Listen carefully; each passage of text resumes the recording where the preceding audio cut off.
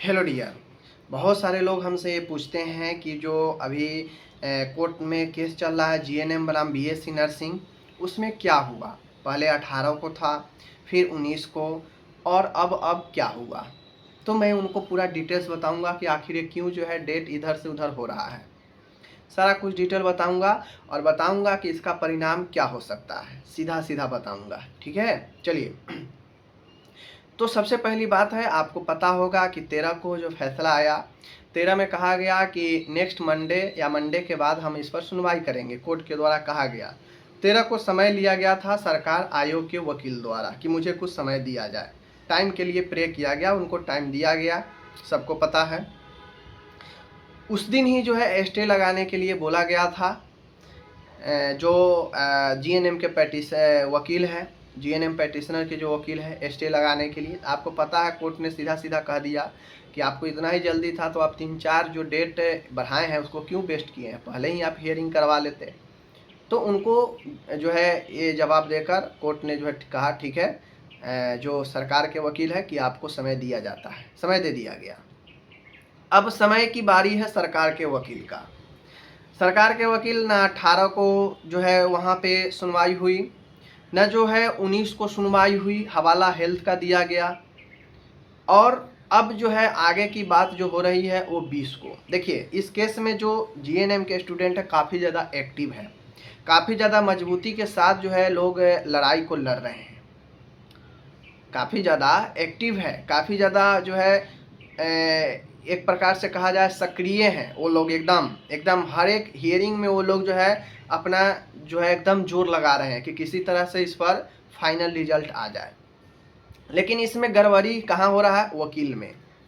कभी वकील इंटरेस्टेड हो रहा है तो सुनवाई हो जाता है, कभी वकील इंटरेस्टेड नहीं हो रहा है तो वो टाइम पे टाइम ले रहा है, चाहे वो सरकार के वकील हो चाहे वो आपका जीएनएम के वकील हो। बात समझ लीजिए, कोई ना कोई लेकिन लगा के वो जो है डेट फॉरवर्ड करवा रहा है। अब किसी तरह दबाव बना के जो जीएनएम पैटिशनर जो भी हैं उन लोगों ने 20 को केस को लिस्टेड किया है, 20 को। अब 20 को जो केस को लिस्टेड इन्होंने किया है, 20 का इनका केस सुनवाई का डेट है, और अगर सब कुछ ठीक रहा तो 20 को इनका सुनवाई होगा। अगर फिर से वही बहाने वही चीज़ें हुआ तो फिर जो है मुश्किल है। यहाँ पे गड़बड़ी वकील के तरफ से किया जा रहा है। स्टूडेंट एकदम जो है ताकत के साथ जो भी उनको बन रहा है वो सारा चीज़ कर रहे हैं जीएनएम के। सरकार के वकील कभी जो है अब्सेंट, कभी जो है कुछ कुछ क्लोज लगा के वो अपना जो है अब्सेंट हो जाते हैं, जवाब नहीं दे पाते हैं।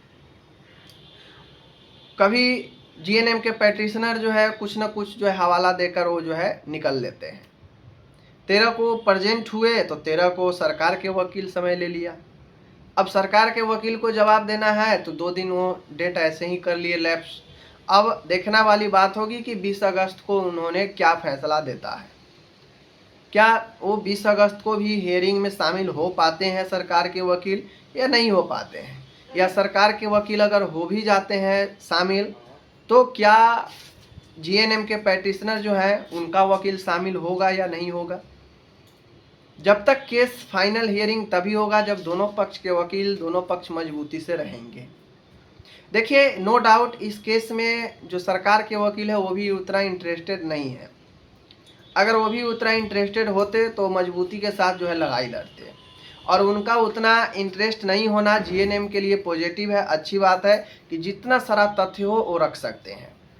लेकिन इनका भी वकील उतना ज़्यादा मजबूती के साथ नहीं लड़ रहे हैं कि इन लोगों को जीत दिला दे। बात समझ रहे हैं। तो कुल मिला के इस केस में खींचातानी हो रहा है, और कभी वो शामिल हो रहा है तो कभी वो नहीं, कभी वो शामिल हो रहा है तो कभी वो नहीं। और इसका रीज़न है कि जो एक दिन में चीज़ें हो जाना चाहिए था वो डेट जो है फॉरवर्ड हो जाता है आगे की तरफ। लेकिन जीएनएम के कैंडिडेट को दाव देना पड़ेगा कि वो लगातार मजबूती के साथ सब लोग जो है अपना कंधे से कंधे मिला के आगे बढ़ रहे हैं और सोच रहे हैं कुछ ना कुछ इस पर अच्छा पॉजिटिव रिजल्ट आए। लेकिन क्या ही कर सकते हैं, वो मजबूती के साथ खड़े ही हो सकते हैं। लड़ना तो उनके बदले उनके वकील को है, जो हो नहीं पा रहा है। अब बाकी देखते हैं क्या वो आगे उनका रणनीति रहता है।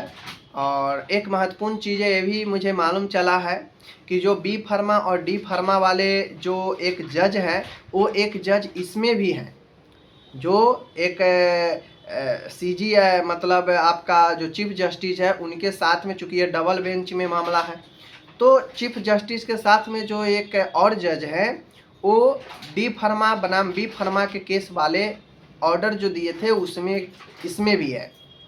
वहाँ भी जो है इंटीग्रेटेड वाला को मौका मिला बी फार्मा के, बाकी बेसिक बी फार्मा जो किए थे उनको बाहर कर दिया गया।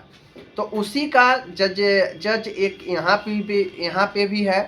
तो वो जब वहाँ पे ऑर्डर उस प्रकार से दिए, तो इन फ्यूचर आगे भी जो है इस पर ऑर्डर वैसा दे सकते हैं, लेकिन उसके लिए वकील होना चाहिए कि महोदय आप ही के बेंच में आपने ही ऐसा फैसला सुनाया है, तो आपके ही ये बेंच में है, आप भी इस पर गौर कीजिए कि ऐसा यहाँ क्यों हो सकता है। तो तथ्य रखने के लिए बहुत सारे तथ्य हैं, लेकिन उसके लिए मजबूती से अगर लड़ेंगे तब तो, नहीं लड़ेंगे तो कहाँ से होगा, नहीं होगा। तो कुल मिला के यही चीज़ें हैं, अधर में फंसा हुआ है। और इन सब चीज़ों को देखते हुए ज़्यादा जो है ये लोग खिचड़ी करेंगे, तो केस को या तो खारिज कर दिया जाएगा, या खारिज नहीं किया जाएगा तो सरकार के पक्ष में फैसला दे दिया जाएगा। बात समझ रहे हैं ना, क्योंकि अब बारी है यहाँ पे सरकार के वकील को आना। जो पहले जीएनएम 3-4 डेट बढ़ा दिए, जिसके कारण कोर्ट नाराज़गी भी अपना जताई, अब जो है सरकार के वकील टाइम ले रहे हैं। तो अब कोर्ट देखेगी कि भाई ये ऐसा हो क्यों रहा है, कभी वो समय कभी वो समय, ये दोनों मिल के क्या कर रहे हैं, हमें मूर्ख तो नहीं बना रहे हैं।